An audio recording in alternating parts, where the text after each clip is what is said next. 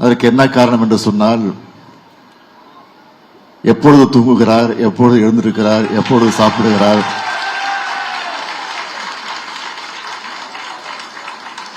என்று யாருக்கும் புரியல. முதலமைச்சராக இருக்கக்கூடிய எனக்கே புரியல.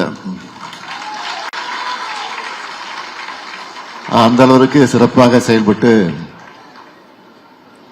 தனக்கு ஒப்படைக்கப்பட்டிருக்கக்கூடிய பணியிலே ஒரு முத்திரை பதிக்கக்கூடிய செயல் வீரராக நம்முடைய சேகர் பாபு அவர்கள் விளங்கிக் கொண்டிருக்கிறார்கள்.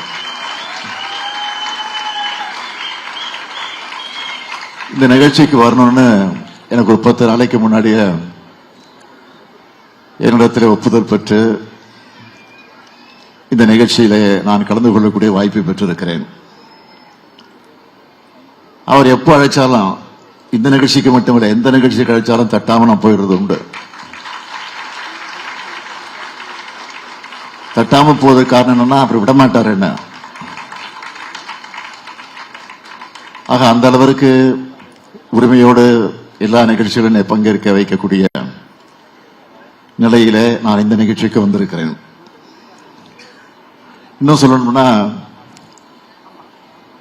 இன்றைக்கு இருக்கக்கூடிய அரசு துறைகளை பொறுத்த வரைக்கும் நான் எந்த துறையில் அதிகமான நிகழ்ச்சியில கலந்து இருக்கிறேன்னா, இந்த அறநிலைத்துறை நிகழ்ச்சியில் அதிகமாக கலந்துகிட்டு இருக்கிறேன். அதுக்கு காரணம் சேகர் பாபு தான். சில நேரங்களில் பணியின் காரணமாக நான் வெளியூருக்கு பல நிகழ்ச்சிகளுக்கு செல்ல முடியாத காரணத்தால முதலமைச்சருடைய அறைக்கு பக்கத்திலேயே செய்தியாளர் சந்திக்கிற வர இருக்கு. அந்த அறையில வீடியோ கான்பரன்ஸ் மூலமா சில நிகழ்ச்சிகளை கலந்து கொள்வது உண்டு. அந்த நிகழ்ச்சியில கணக்கெடுத்து பார்த்தாலும் இந்த துறை தான் முதலிடத்தில் நிற்குது.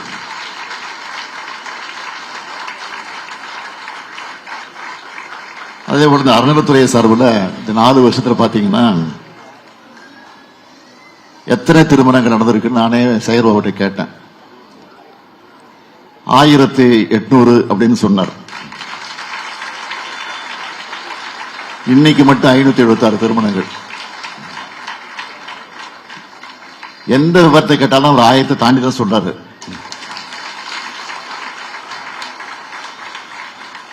மொத்தத்தில் 2376 திருமணங்களை நடத்தி அந்த குடும்பங்களை இன்றைக்கு ஒளியேற்றி வச்சிருக்கக்கூடிய துறைதான் சேகர் பாபு பொறுப்பேற்றுக் கொண்டிருக்கக்கூடிய அறநிலையத்துறை என்பதை நான் மகிழ்ச்சியோடு தெரிவிச்சுக்கிறேன். இந்த 2376 திருமணங்களை அதுல 150 திருமணங்கள் நானே தலைமையேற்று நடத்தி வச்சிருக்கிறேன். நம்ம திராவிட மாடல் அரசுல இந்து சமயத்துறை மகத்தான வளர்ச்சியை இன்றைக்கு நாம கண்டிருப்பதை பார்க்கிறோம்.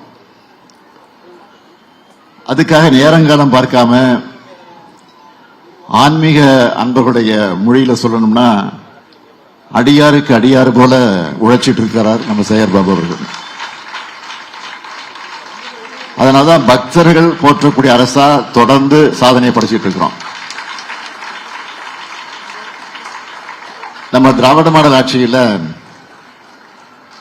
இந்து சமயத்துறையின் சார்பில், அறநிலைத்துறையின் சார்பில் செய்யப்பட்டிருக்கக்கூடிய சாதனைகள்ல முக்கியமானவற்றை மட்டும் நான் இங்க குறிப்பிட்டு சொல்லணும்னா, எந்த ஆட்சியிலும் இல்லாத அளவுக்கு 3177 திருக்கோயில்களுக்கு குடமுழுக்கு நடத்தியிருக்கிறோம். சாதனையா புகழ் மகுடத்துல வைரமா இருக்கக்கூடிய சாதனை என்ற சாதனை. அடுத்து 997 திருக்கோயில்களுக்கு சொந்தமான 7701 கோடி ரூபாய் மதிப்பிலான 7650 ஏக்கர் நிலங்களை மீட்டிருக்கிறோம். இது அடுத்த வைரம். இதோட 2,03,444 ஏக்கர் நிலங்களை அளக்கப்பட்டு பாதுகாக்கப்பட்டிருக்கு. 6000 கோடி ரூபாய் மதிப்பிலான 26,000 திருப்பணிகள் நடந்துட்டு இருக்கு. 12,876 திருக்கோயில்களில் திருப்பணிகள் மேற்கொள்ள மாநில ஆலோசனை குழு அனுமதி அளிச்சிருக்கு. 1000 ஆண்டுகள் பழமையான திருக்கோயில்களை தொன்மை மாறாம புனரமைக்கிற பாதுகாக்கிற வகையில 425 கோடி ரூபாய் மானியம் வழங்கப்பட்டிருக்கு.